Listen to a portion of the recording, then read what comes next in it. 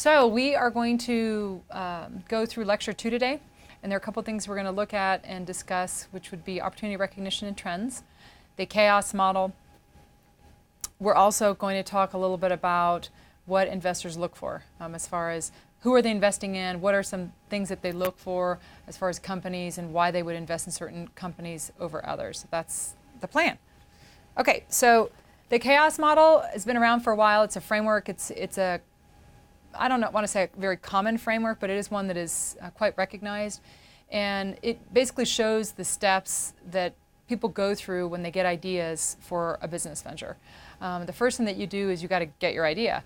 And a lot of people think that once you get the idea, everything is done. And that's actually not the truth. Idea generating is the easiest part. Execution is the worst and the hardest, and most people fail to execute. Simply because they don't have the skills, or they don't go and they research, they fail to find their market, they don't understand their customers, or they lose interest along the way. So execution in the end is everything. So with the chaos model, first step is generating your idea. Then you got to screen it. So you need to find out, is it a good idea? Is it a bad idea? Would people buy it? How much would they spend for whatever product or service you're offering? And the best way to screen an idea from a business perspective would be to conduct a feasibility study, which really gives you an investigative analysis or research into what's happening with the industry, what's happening with competition, what's happening with competitors, and would also look at what your consumers think, how much they would pay, what they like, what they hate about it. So it gives you market analysis. And then allows you to investigate a little bit more on the team and also in the IP area and how you would actually go about seeing if this is feasible. So the feasibility study is the first step I would always recommend. After that, obviously the business plan. Are there lots of companies that start out that don't create a business plan? Sure. But a business plan is great. It's a document for investors, whether that is a bank that you would go to try to get a loan, whether that is an angel investor, a venture capitalist, or grandma even. So I would recommend a business plan. Again, it's a credibility test and it's a blueprint for your business. So once you get the idea, then you screen it. Okay, that's the second stage in the chaotic model. Okay, after you conduct your business plan and you're ready to go, then you have this document and you can go and try to get funding. So funding is a crucial piece for running and starting a business. Without money, good luck. So how do you get money? How do you get funding? A lot of people, fortunately and unfortunately, use credit cards because they're readily available and they can just charge on it, and they are often going with 18% interest that's like a noose, right? Drowning them later on. But there are better ways to get money other than bootstrapping would be my first recommendation. You do it yourself.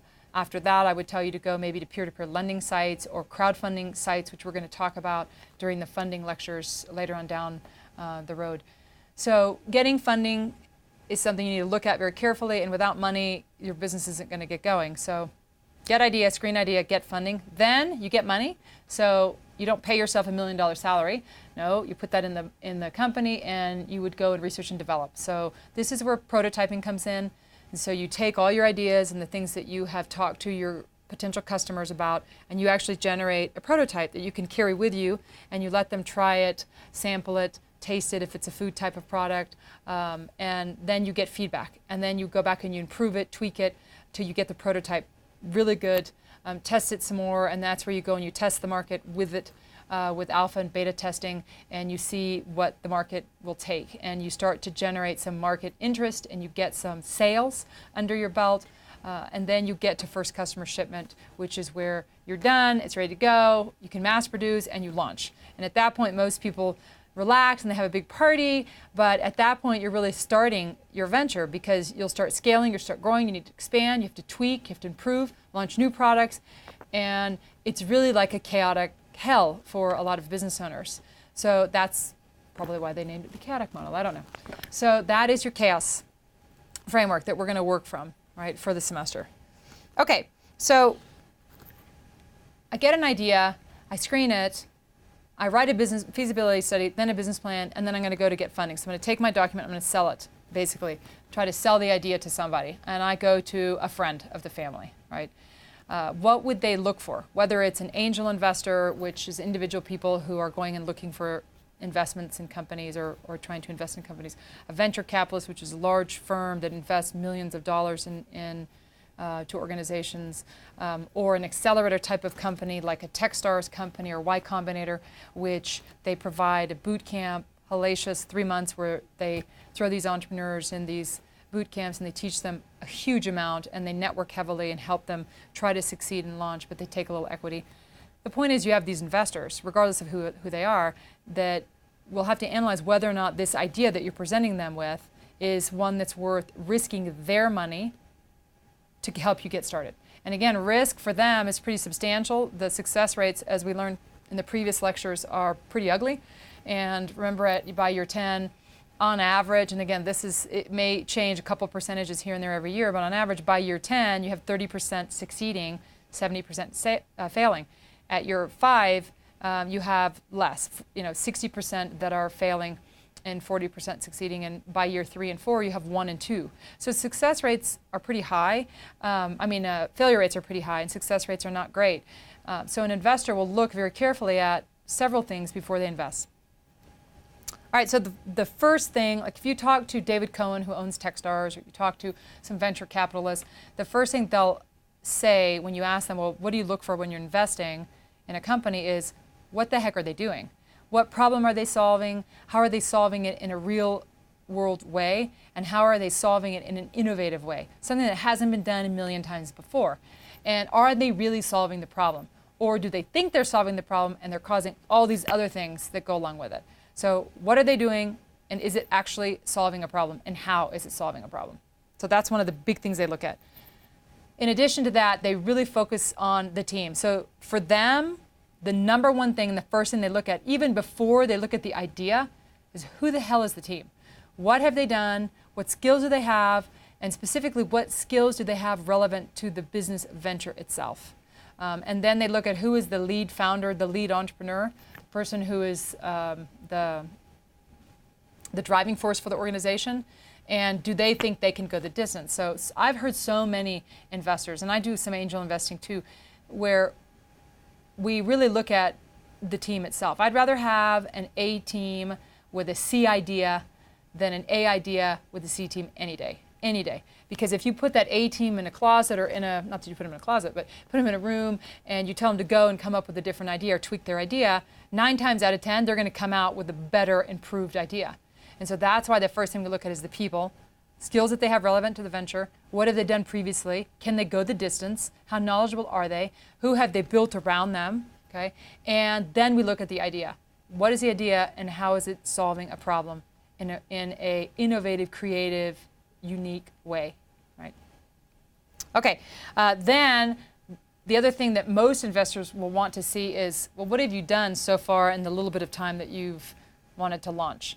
So if you're waiting around for a free handout and you haven't actually created a prototype and you haven't tried to go get market share, most investors will run from you like you have the plague, simply because you need to have skin in the game and you have to have passion and you have to have shown that you're pursuing something with little means and that you're actively engaged in trying to find ways to do it. You're not just waiting for a free handout, because then it doesn't really matter so much if you lose someone else's money, you don't feel it. Versus if it's my dollar, I'm impacted much worse, much harder. Okay? So do they have a prototype? How much skin do they have in the game? And then what market share do they have? So what percentage of market share do they have? Are people even interested? What sales, even small sales, is great, better than nothing, right? And then the other thing we look at is what, as far as their idea goes, how thought out, how advanced is their idea, and how far can it go? So on the trajectory, is it going to be able to explode and revolutionize an industry, or is it going to be a fad, hit or day, gone tomorrow? So like the pet rock would be a good example, right? And the main thing they look at is, again, how far have they gone as entrepreneurs with what little they've had. And so if they have a good team, a strong team, and they've advanced forward and they have a prototype and they've got market share, they have a pretty good chance of getting investment, okay, as long as it's an interesting solution to a problem. Okay, so this is where the 4 criteria of an opportunity come in. So when you look at an idea, so how do you look at the idea from an investment perspective and also from an entrepreneurship perspective? I usually look at it through four different criteria. Is it attractive to consumers, to customers? Is it something they might be interested in actually buying? Not so much does it look attractive, but is it of interest as far as that goes of attraction? Is it durable? Can it last long periods of time? Is it hard to maintain? And is there repeat purchase availability? So if you buy it now and you don't need to buy another one for 40 years, that's not going to help you from a company perspective. If you buy it now and in a year from now it breaks or it needs some upkeep, that has earning potential long-term for the business. So is it durable? Timely is the other thing. Is the entrepreneur's idea 10 years too soon, 10 years too early? Is it something that people aren't actually interested in now, but 10 years might? So if you're too early, you probably want to refrigerate your idea and just let it sit for a while till the market catches up to you. Also timely would be seasonal. Are you putting a product out in the wrong season or in time for a season is the other thing as far as timeliness that we would look at. And then the last thing is what added benefit is there? What are they doing that's solving a problem, and how are they solving it in a creative way, and what competitive advantages do they have? And so this is where you got to look at all four of the criteria and see, are they actually met? Or do we believe they're actually met, but they're really not? Okay. So an example, there's a company, two companies, eStamps, and I think it's Stamps.com, that got venture capital funding. They had almost $500 million of VC funding. This is long ago. And basically what happened was these companies wanted to provide postage electronically. And what problem they thought they were solving was that small businesses had to take away time from the day to go and mail stuff in the post office. And so you'd have to have someone that would go and get the mail, collect it, leave the building, drive in the car, stand in line in the post office, and then mail something. And these companies thought, well, we're going to solve this problem. We're going to allow electronic stamps. So we're going to create a device where people can print metered stamps or stamps from their PCs, right? And for them, they thought this is a good solution. It sounds like a pretty good solution. So venture capitalists invested in it pretty heavily. And the companies, both of them, unfortunately, fell flat on their face. And the reason why, it was actually interesting when you read about it, the reason why wasn't because the idea was flawed. I think the idea was a good one. The problem was that the solutions weren't clear-cut, right? So when they had the device was problematic. It wasn't working right. So when people would print out their metered stamps, half the time it wouldn't print correctly. So then they'd have to get another envelope, and they were wasting. On top of it, the ink would come out too light. And then to add worse to worse, you had the United States Postal Service that wouldn't allow any kind of discounts for corporations that were buying in bulk or basically purchasing stamps in bulk. And so they didn't get any cash benefits. The stupid machine wasn't working half the time. So then they would have to, on top of it, waste more of their envelopes and time and energy, or even worse, get in the car, agitated and irritated, drive to the post office with all the stuff that's now messed up, stand in line to have it fixed. And so both companies burned $500 million down into flames. Okay, now, if we go through the four criteria, here is where we look at it. Is it attractive? Is electronic stamps or something that you could print at home something that is useful to a small business? Certainly. Is it something that is timely? Well, the PCs were coming out, internet was booming or just starting to boom, so people were looking for things that were helping them to reduce and save time, and also that would allow them to use technology that they were learning about. So they were interested in, attracted in that. And then timely because the internet was something that people were trying out, and staying as far as efficient is always something from a business perspective that is attractive. So when we looked at it from attractiveness, that one, they sort of checked the box with that criteria, they fulfilled it. Timeliness, they fulfilled that.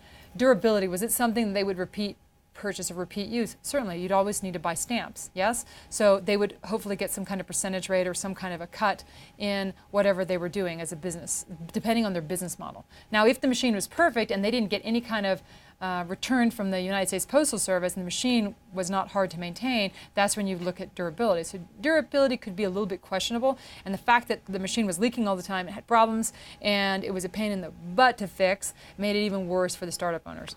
So durability was a question mark, and the big boy that really impacted their criteria was added value. So what they said from a business perspective, electronic stamps and Stamps.com, what their philosophy was that the added benefit, added value was that it would save time.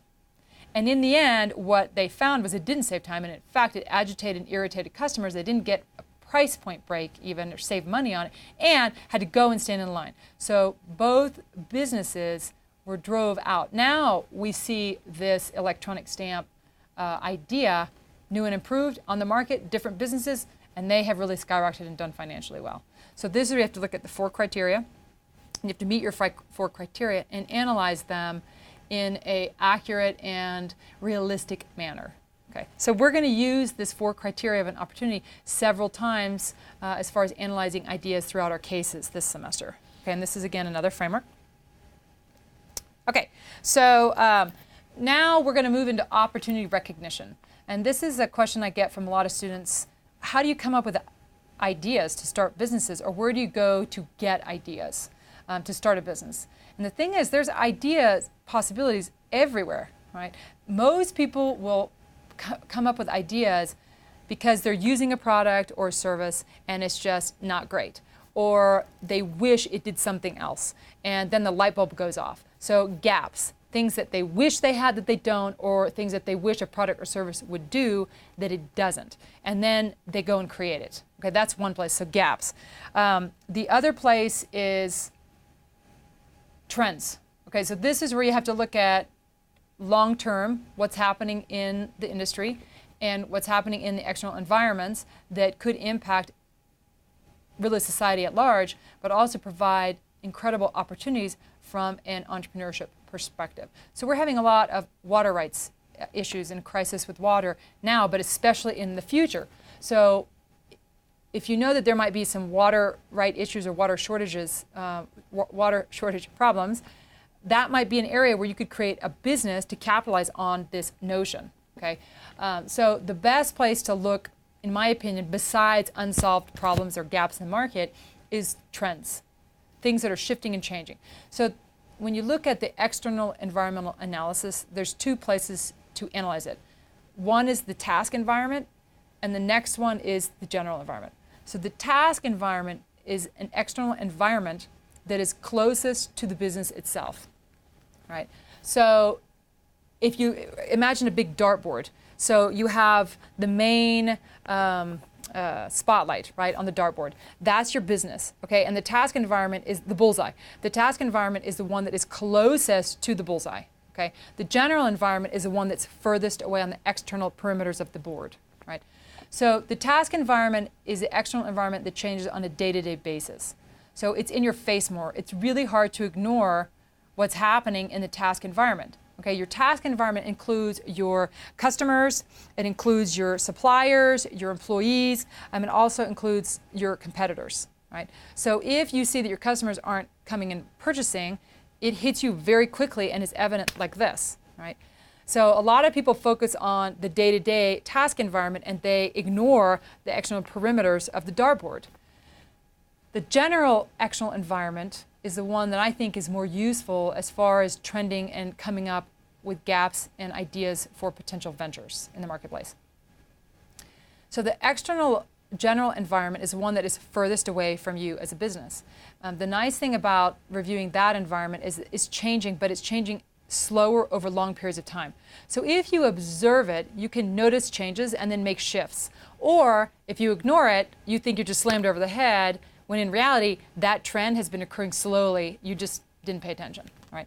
So the external general environment has several areas to kind of analyze ideas through. So you have your sociocultural, what's happening culturally or socially that might be shifting or changing over time. You have legal political, so any rules, regulations, policies, procedures, politics that might be impacting your venture over long periods of time.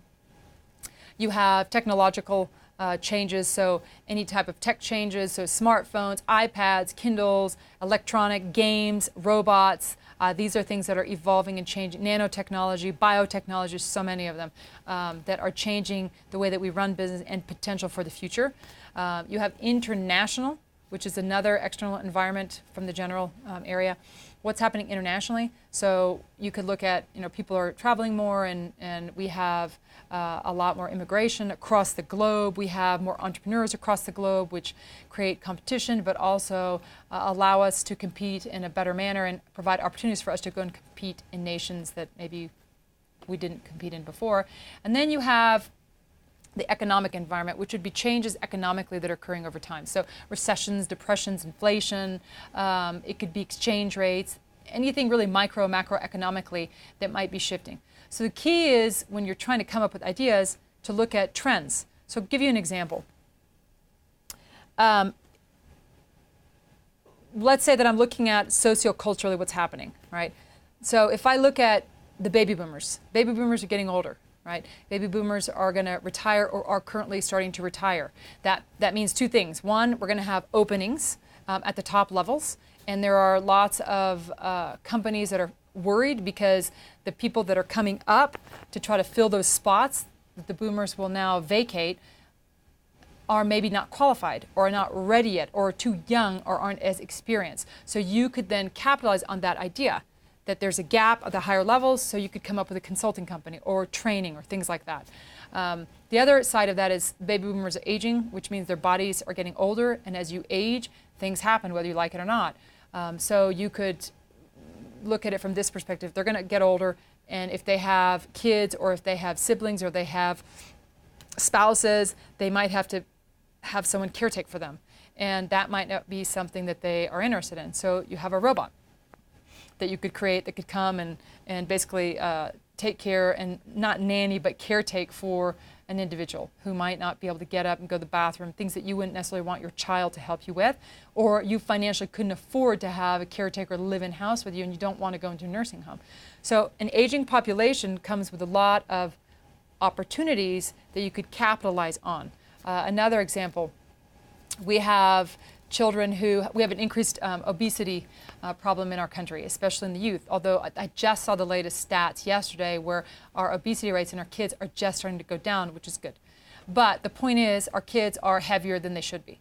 So can you capitalize on this? Sure. Can you create something that would allow kids to move and have fun? Sure. That's where we came from, right? They like to play games. There's an increased interest in technology, increased interest in gaming, and parents are working long hours, which means, unfortunately, they tend to put kids in front of computers and televisions to babysit. And so these games are used to occupy the children for entertainment and other reasons, and even educational reasons, but the kids are sedentary, which causes all these other sort of problems. So Wii Sport is something that came out to try to help kids, allow them to play games and be interested in what they're doing, but also move. I'm not saying it's great exercise, but it definitely is movement, which is good. The whole idea is trending helps you see what kind of gaps there are. And when you start to see gaps, then you could try to pick apart where are some opportunities that interest you, and then start to come up with ideas to generate on them. So another big trend economically is there's more teenagers in the workforce at a younger age, most recently, and there's more kids with discretionary income. So they have money to burn or to spend, basically. So can you create products geared towards teenagers who want to spend money on something that are interested in technology? Sure, that's where the MP3 players came out. Okay, so the smart watch. Apple is coming out with a new smartwatch. There was a guy who we did some consulting for that was in the watch repair business. Actually, he was in the retail business. He had a watch company, a retail store that he was selling high-end watches, and he was hemorrhaging across the board. And basically what happened was, when we were looking at his financial statements, we realized that he was hemorrhaging on the retail side, but he was actually making money on the watch repair side. So basically what he did was he backed off of the sales side and started increasing his repair business, and he ended up doing really well financially. Well, not long ago I was talking to him and I said, well, what are you going to do in like 10 years? And he sort of said, what do you mean? I said, well, look at some of the trends with the youth. And he said, I don't understand it. And I said, the youth don't wear watches. Why do they not wear watches?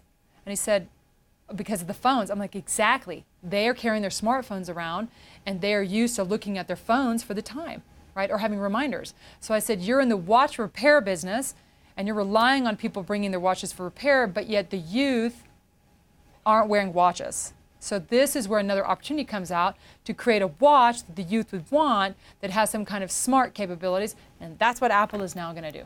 Okay, so